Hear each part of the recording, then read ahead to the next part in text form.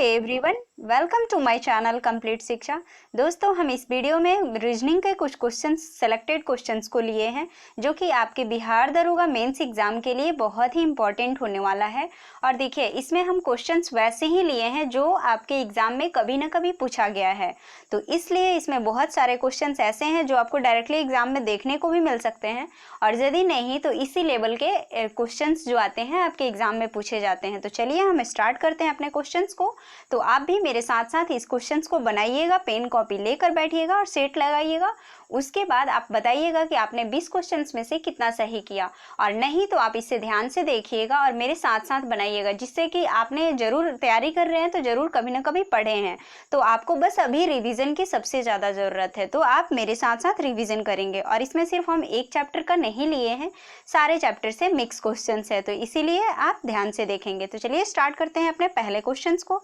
तो यहाँ पहला क्वेश्चन है 3C 11K 9S में अगला पद क्या होगा। देखिए यहाँ पर ये जो रीजनिंग का क्वेश्चन दिया हुआ है 3C दिया हुआ है, तो पहले हमें पैटर्न को समझना है कि किस पैटर्न पर ये लिखा हुआ है। तो देखिए, C का जो कोड होता है वो कितना होता है, 3 होता है, क्योंकि A जो होता है 1 नंबर पे आता है, B जो है 2 नंबर पे आता है, और C जो है 3 नंबर पे आता है।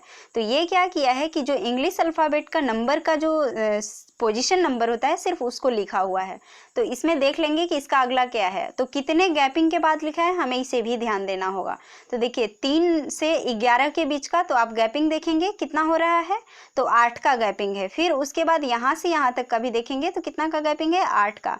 तो अब जो अगला होगा वो भी 8 के गैपिंग पे ही आएगा। तो 19 में यदि आप 8 को ऐड करते हैं तो ये कितना हो जाएगा, ये हो जाएगा आपका 27। तो 27 नंबर पे यदि आप बात करें तो 26 नंबर तक ही लेटर होता है, तो जो 27 होगा वो फिर से स्टार्ट हो जाएगा, तो ए आ जाएगा। तो यहाँ पर क्या हो जाएगा, 1 और ए। तो देखेंगे ऑप्शन में कहाँ पर 1A है, तो यहाँ सही आंसर हो जाएगा क्या, ऑप्शन नंबर डी। तो इसका जो अगला पद होगा वो क्या हो जाएगा, 1A हो जाएगा। तो ये तो आसान क्वेश्चन था। हम नेक्स्ट क्वेश्चन देखते हैं। नेक्स्ट क्वेश्चन है क्लास और स्टूडेंट का कूट क्रमशः SSALC और TNEDUTS है, तो फिर पॉपुलैरिटी का कूट क्या होगा। तो देखिए, पहले हमें समझना है, मैं आपको पहले ही बताई हूँ कि सबसे पहले हमें सीरीज का यदि क्वेश्चंस मिलता है तो हमें सीरीज पैटर्न देखना होता है रीजनिंग में। तो हम देखते हैं कि क्लास को कैसे लिखा हुआ है, क्या SSALC। तो देखेंगे कि कैसे लिखा हुआ है ये। तो यहाँ देख लेते हैं, सी जो है कितने पोजीशन पे, पहले हमें पोजीशन लेटर ही चेक करना होता है। तो CLASS क्लास का, और यहाँ क्या लिखा है, SSALC। तो आप देख पा रहे हैं कि क्या किया है कि इधर से अपोजिट करके लिख दिया गया है। तो वैसे ही स्टूडेंट्स को भी सिर्फ क्या किया है, अपोजिट करके इसको लिख दिया है। तो वैसे ही पॉपुलैरिटी का भी अपोजिट जो होगा वो सही आंसर हो जाएगा। तो इसमें क्या हो जाएगा, YTIR। तो देखेंगे YTIR ऑप्शन नंबर सी में मैच कर रहा है, तो सही आंसर क्या हो जाएगा आपका, ऑप्शन नंबर सी हो जाएगा। नेक्स्ट क्वेश्चन देख लेते हैं। नेक्स्ट क्वेश्चन कथन और निष्कर्ष से है। तो कथन है कि विभाग ए के सभी छात्र बुद्धिमान हैं, और दूसरा कथन कहता है कि मंगेश बुद्धिमान नहीं है। इसका निष्कर्ष है कि मंगेश जो है विभाग ए में नहीं है, और दूसरा निष्कर्ष है कि मंगेश बुद्धिमान है। तो आपको बताना है कि इसमें से कौन सा कथन का जो है निष्कर्ष सही है। जो ये कथन आपके पास 2 दिया हुआ है, इसका जो निष्कर्ष है कौन सा सही है। तो ऑप्शन नंबर ए में है केवल 1, तो यहाँ पर क्या हो जाएगा, देखेंगे निष्कर्ष क्या कहता है, मंगेश जो है विभाग ए में नहीं है, क्योंकि विभाग ए के जो सभी छात्र हैं वो बुद्धिमान है, जबकि मंगेश के बारे में कहा गया है कि मंगेश बुद्धिमान नहीं है। तो ये तो बिल्कुल सही हो गया कि मंगेश ए जो है, मंगेश ए विभाग का नहीं है और मंगेश बुद्धिमान है। तो ये तो ऐसे ही गलत हो गया। क्यों हो गया, क्योंकि मंगेश के बारे में पहले कहा गया है कथन में कि मंगेश बुद्धिमान नहीं है। तो यहाँ पर सही आंसर आपका क्या हो जाएगा, ऑप्शन नंबर ए, केवल 1, मतलब निष्कर्ष केवल 1 सही है। नेक्स्ट क्वेश्चन देख लेते हैं। नेक्स्ट क्वेश्चन है PEN, पेन का जो कोड दिया हुआ है वो कितना दिया हुआ है, 755। तो वैसे ही फॉग का दिया हुआ है कि फॉग का कोड क्या होगा। तो यहाँ पर क्या किया गया है, पेन का देखेंगे, P का कितना होता है पोजीशन नंबर, तो वो होता है 16 होता है, और E का 5 होता है और n का 14 होता है। तो देखिए 755, जबकि पोजीशन लेटर से नहीं लिखा गया, तो ये कैसे लिखा है, तो 1 + 6, 16 में 1 और 6 होगा, तो इन दोनों को आपस में जोड़ देने से क्या आ जाएगा, 7 आ जाएगा। 5 को 5 ही लिख दिया है और इसको फिर जोड़ दिया है 1 + 4, तो ये भी हो गया 5। तो इस तरीके से आपका पेन के लिए कोड यूज़ किया है 755। तो वैसे ही आप FOG फॉग का यूज़ करेंगे तो क्या हो जाएगा, F का 6 हो जाएगा, O पर कितना होता है, तो ये होता है 15, तो 15 को आप ऐड कर देंगे तो ये भी हो जाएगा आपका 6, और G का होता है 7, तो 6 6 7, जो कि ऑप्शन C में आपको देखने को मिल रहा है। तो सही आंसर हो जाएगा C। देखिए रीजनिंग जो होता है वो सभी लोग बना लेते हैं, जो आपकी तैयारी कर रहे हैं वो सभी लोगों से बन जाता है, लेकिन यदि आप प्रैक्टिस नहीं कर रहे हैं तो आपका टाइम टेकन ज़्यादा हो जाता है, मतलब टाइम ज़्यादा लग जाता है। तो इसके लिए आपको प्रैक्टिस करना, रिविज़न करना बहुत ही ज़रूरी हो जाता है।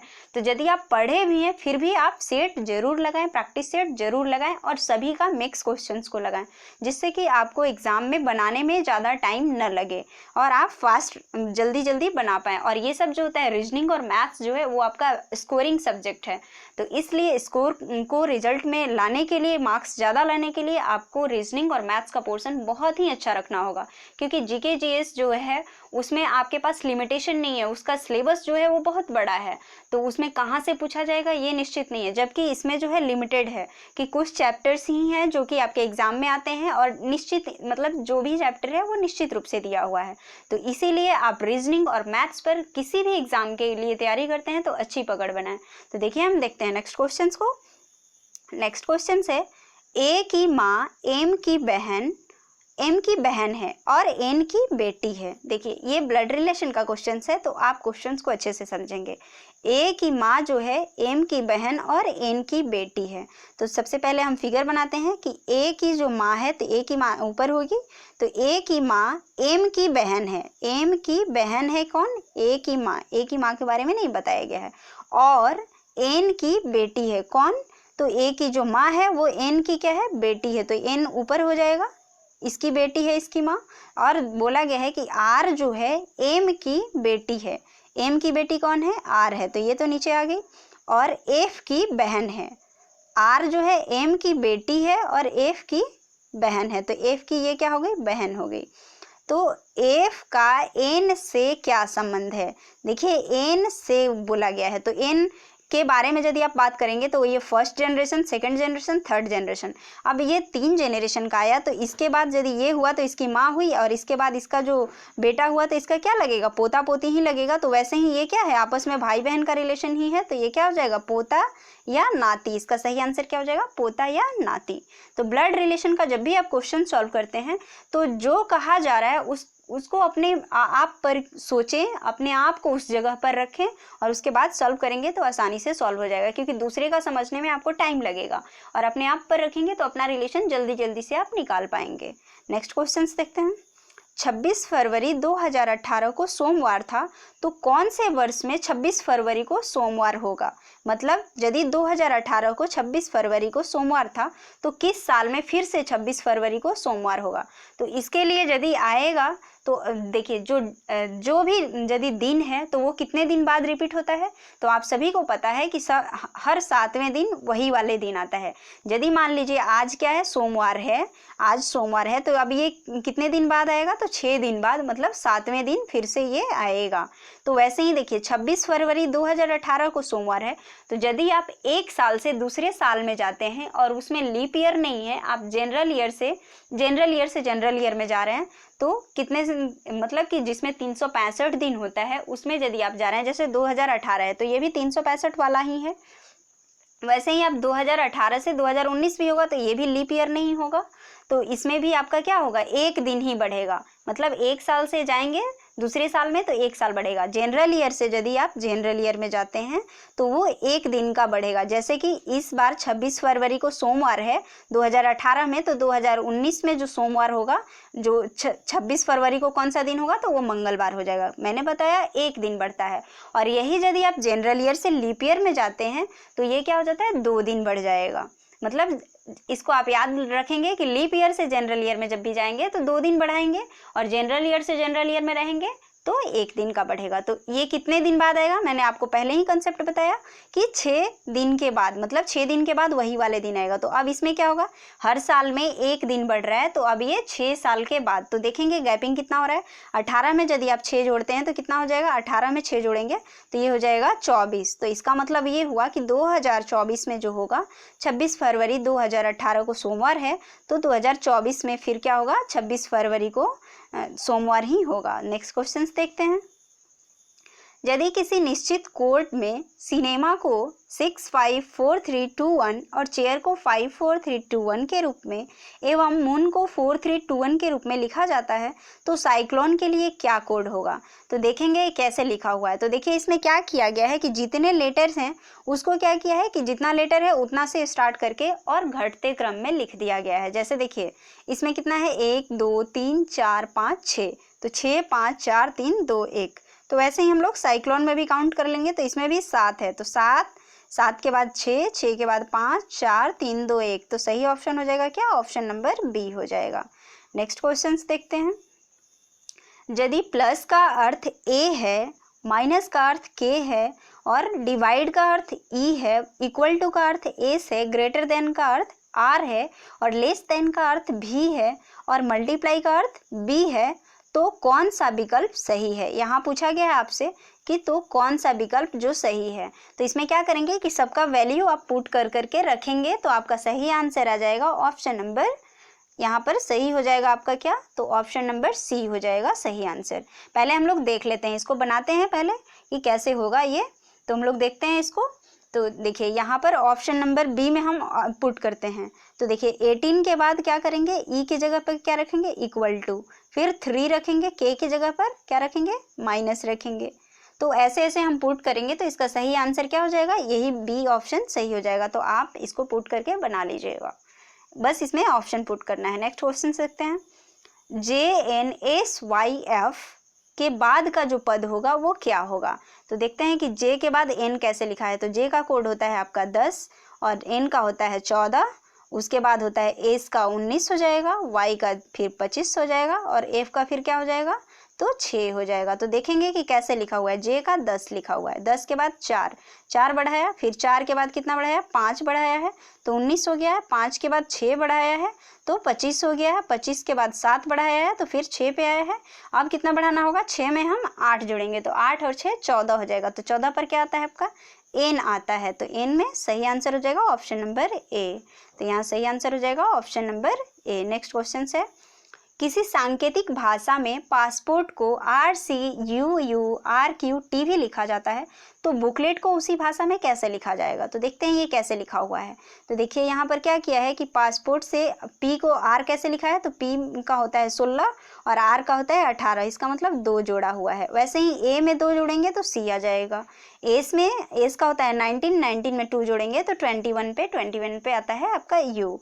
तो मतलब कि +2 सारे लेटर्स में जोड़ दिया गया है। तो अब हम लोगों को बुकलेट में भी 2 जोड़ देना है। तो बी में बी आता है दूसरे नंबर पर और दूसरे में यदि आप 2 जोड़ते हैं तो आ जाएगा डी। तो यहाँ सही आंसर देख लेते हैं, डी वाला 2 है। तो हम लोग अभी कंफर्म नहीं कर सकते हैं कि बी होगा या डी होगा। तो फिर अदर ऑप्शंस को देखते हैं। तो ये होता है जो ओ होता है वो 15 पे होता है, 15 में 2 जोड़ेंगे 17। तो यहाँ तक भी ये क्या हो जाएगा। अब यहाँ पर आप बता सकते हैं कि यहाँ आर नहीं क्या होगा, डी होगा, क्यू होगा। तो यहाँ सही आंसर हो जाएगा ऑप्शन नंबर डी। तो बुकलेट को क्या लिखेंगे, DQQMNGV लिखा जाएगा। नेक्स्ट क्वेश्चन है। जिस प्रकार विंबलडन कप का संबंध टेनिस से है उसी प्रकार बाकर कप का संबंध किससे है। तो इसका सही आंसर है ऑप्शन नंबर बी। यदि आप इस कप के बारे में जानते होंगे तभी आप इसका आंसर कर पाएंगे, क्योंकि ये जो बाकर कप है वो गोल्फ से रिलेटेड है और विंबलडन जो है वो टेनिस से रिलेटेड है। तो नेक्स्ट क्वेश्चन देखते हैं। नेक्स्ट क्वेश्चन है। यदि जल को काला कहा जाए, काला को वृक्ष और वृक्ष को नीला, नीला को वर्षा और वर्षा को गुलाबी कहा जाए तो आसमान का रंग क्या होगा। तो देखिए आसमान का रंग सभी जानते हैं कि नीला होता है और नीला को यहाँ पर क्या कहा गया है, तो वर्षा कहा गया है। तो इसका सही आंसर क्या हो जाएगा, ऑप्शन नंबर सी। तो वर्षा हो जाएगा यहाँ सही आंसर। नेक्स्ट क्वेश्चन देखते हैं। नेक्स्ट क्वेश्चन है। मच्छर मलेरिया से रिलेटेड है तो ऐसे ही ऑप्शन में देखेंगे कौन सा किससे रिलेटेड है, तो सड़क दुर्घटना से।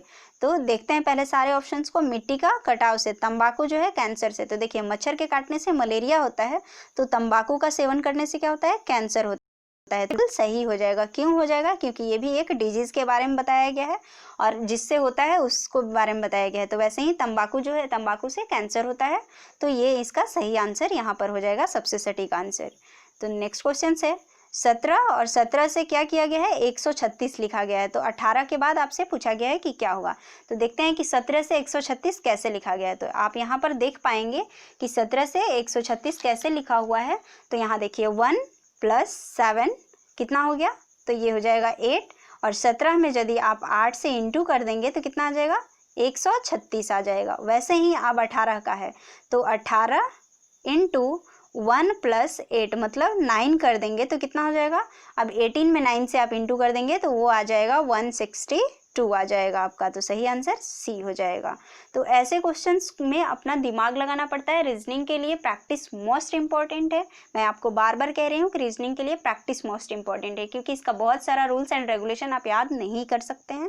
प्रैक्टिस पे ही ये सारा खुद बनने लगता है। नेक्स्ट क्वेश्चन देखते हैं।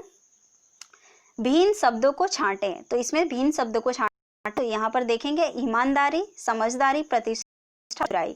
तो देखेंगे ईमानदारी जो है, ये भी ईमानदारी, ईमानदारी एक शब्द है, समझदारी भी ऐसा ही शब्द है, ईमानदारी जैसा ही, और चतुराई भी, ये तीनों क्या है, एक दूसरे से मिलता जुलता शब्द है। जबकि प्रतिष्ठा जो है वो बिल्कुल ही अलग हो जाता है, आदर और प्रतिष्ठा से रिलेटेड है, शिष्टाचार से रिलेटेड प्रतिष्ठा हो जाएगा। तो यहाँ पर जो अदर है, जो सबसे अलग है, वो हो जाएगा प्रतिष्ठा। नेक्स्ट क्वेश्चन देखते हैं। गिरीश पूरब की ओर 8 किलोमीटर गया, फिर वह दाईं ओर मुड़कर 3 किलोमीटर सीधे गया, फिर वह दाईं ओर मुड़कर 12 किलोमीटर सीधे गया। तो आरंभ के स्थान से वह कितनी दूरी पर है। देखिए ये डायरेक्शन का क्वेश्चन है, तो हम लोग इसको बनाते हैं पहले कि कैसे कैसे बनेगा। तो देखिए इसके लिए सबसे पहले आप डायरेक्शन को डिसाइड कर लेंगे कि कौन सा कहाँ है। तो बोला है कि गिरीश जो है वो 8 किलोमीटर पूरब की ओर जाता है, तो पूरब इधर है, तो 8 किलोमीटर ये गया, ठीक है। फिर वह दाईं ओर मुड़ा, तो इसका दाईं ओर किधर होगा, नीचे की तरफ होगा, तो नीचे की तरफ मुड़ के 3 किलोमीटर चला है, तो यहाँ पर ये 3 किलोमीटर चला। और फिर वह दाईं ओर मुड़कर 12 किलोमीटर गया, तो फिर इसका दाईं ओर किधर होगा, इधर होगा, तो फिर ये 12 किलोमीटर चला। तो अब यहाँ से यहाँ तक का जो डिस्टेंस हुआ वो तो 8 किलोमीटर हुआ, क्योंकि ये ऊपर 8 किलोमीटर गया था। तो 8 यदि 12 में से घटा देंगे तो इधर कितना बचेगा आपका, 4 बचेगा। और ये जो है कितना है, 3 है, क्योंकि ये क्या हो जाएगा, एक आयत बन जा रहा है। तो 4 हो गया, 3 हो गया। तो यहाँ से यदि अब यही दूरी आपसे पूछा है तो ये क्या बन गया, एक पाइथागोरस त्रिक पर आ गया। तो ये एक समकोण त्रिभुज हो गया। तो इसे आप निकाल सकते हैं। कैसे निकालेंगे, तो इसका कर्ण आप निकाल लेंगे, जो इसका हाइपोटेनस जो होगा वो आप निकाल सकते हैं। तो कैसे, तो 4 का स्क्वायर प्लस 3 का स्क्वायर कितना हो जाएगा, तो 16 + 9 तो 25 हो जाएगा। तो कितना होगा ये वाला डिस्टेंस, 5 किलोमीटर। सही आंसर हो जाएगा ऑप्शन नंबर डी। तो वो जो है आरंभ के स्थान से कितनी दूरी पर है, तो 5 किलोमीटर के डिस्टेंस पे है। नेक्स्ट क्वेश्चन है। एक तस्वीर की ओर इंगित करते हुए सूरज ने कहा, उसकी पुत्री शोभा मेरी माँ की पोती है। वह तस्वीर किसकी है। एक तस्वीर की तरफ इंगित करते हुए मतलब इशारा करते हुए सूरज ने कहा कि जो तस्वीर है उसकी पुत्री जिसकी उसमें तस्वीर है, मान लीजिए ये तस्वीर है, तो इसकी जो पुत्री है शोभा, वह कौन है, मेरी माँ की पोती है। मतलब तो इसमें क्या है, मेरी माँ की पोती है, तो या तो उसके भाई की वो बेटी होगी या फिर उसकी बहन की बेटी होगी, तभी तो इसकी माँ की पोती हुई। तो यहाँ पर सही आंसर क्या हो जाएगा, सही आंसर आप देख सकते हैं, कह सकते हैं यदि यहाँ कहा रहता कि जो फोटो में है वो किसी लड़का का है या किसी लड़की का है, तो आप डिसाइड कर सकते थे कि सूरज के पुत्र की हुई, या फिर बता सकते थे पुत्री हुई। तो ये आंसर सी जो होगा वो सही नहीं होगा। यहाँ पर आप ज्ञात नहीं कर सकते हैं, क्योंकि यहाँ पर डायरेक्टली कहा नहीं गया है कि जो तस्वीर है वो किसका है, लड़का का है या लड़की का है, उसमें कौन है। बस ये बताया गया है कि वह जो है कौन है, उसकी जो पुत्री है शोभा, वो मेरी माँ की पोती है। तो वो भाई है सूरज का या बहन है, इसके बारे में नहीं बताया जा सकता, तो इसलिए यहाँ ज्ञात नहीं कर सकते, ऑप्शन सही हो जाएगा। नेक्स्ट क्वेश्चन है। ब्रजेश, जयेश, अमन और प्रवीण ताश खेल रहे हैं। अमन जयेश के दाईं ओर है, जो कि ब्रजेश के दाईं ओर है। तो अमन के दाईं ओर कौन है। तो देखिए ताश खेलते हैं तो कैसे आमने सामने बैठते हैं, ऐसे बैठते हैं। तो सपोज दैट मान लेते हैं कि जयस यहाँ बैठा हुआ है, जयस यहाँ पर है, ठीक है। अब जयस के दाईं ओर कौन बैठा है, जयस के दाईं ओर अमन बैठा है, तो जयस का दाईं ओर कौन हुआ, ये हुआ, तो यहाँ पर अमन बैठा हुआ है, ठीक है। अब बोला है जो कि कौन, जो जयस है ब्रजेश के दाईं ओर है, तो ब्रजेश मान लीजिए यहाँ होगा, तभी तो इसका दाईं ओर कौन है, ये जयस बैठा हुआ है। तो यहाँ पर ब्रजेश बैठा हुआ है, यहाँ अमन है, यहाँ जयस है, तो अब ये खाली जगह जो बन गया वहाँ कौन बैठेगा, तो प्रवीण बैठेगा। तो अमन के दाईं ओर ये हुआ अमन, अमन का दाईं ओर कौन हुआ, तो प्रवीण हो गया। सही आंसर हो जाएगा ऑप्शन नंबर सी, प्रवीण हो जाएगा यहाँ पर सही आंसर। तो ऐसे आप फिगर बना करके बनाएंगे, रीजनिंग आसानी से बनेगा। नेक्स्ट क्वेश्चन है, 5 व्यक्ति एक सड़क पर टहल रहे हैं, डी ए से आगे है, ई बी का अनुसरण कर रहा है, सी ए और बी के बीच में है, तो बताएं कि कतार के मध्य में कौन है। तो इसका देखेंगे, पहले बनाएंगे। 5 व्यक्ति सड़क पर टहल रहे हैं, डी जो है ए से आगे है, तो ए से आगे कौन है, डी है। यहाँ मान लीजिए ये सड़क है, ए से आगे कौन है, डी है, और ई बी का अनुसरण कर रहा है, तो अभी यहाँ ई बी का बात नहीं किया गया, तो हम आगे बढ़ जा रहे हैं। सी जो है ए और बी के बीच में है, तो ए और बी के बीच में कौन है, सी है। और कहा है कि बी जो है ई का अनुसरण कर रहा है, तो ई जो सबसे नीचे हो जाएगा, क्योंकि इसके पथ पे ही वो चल रहा है, इसके पीछे पीछे चल रहा होगा। तो पूछा है कि कतार के मध्य में कौन है, तो यहाँ कौन हो जाएगा बीच में, तो सी हो जाएगा। तो सही आंसर हो जाएगा option number D. Next question है, नीचे दी गई श्रृंखला में ऐसे कितने 9 हैं जिनके ठीक पहले न तो 6 है और ठीक बाद नहीं 3 है।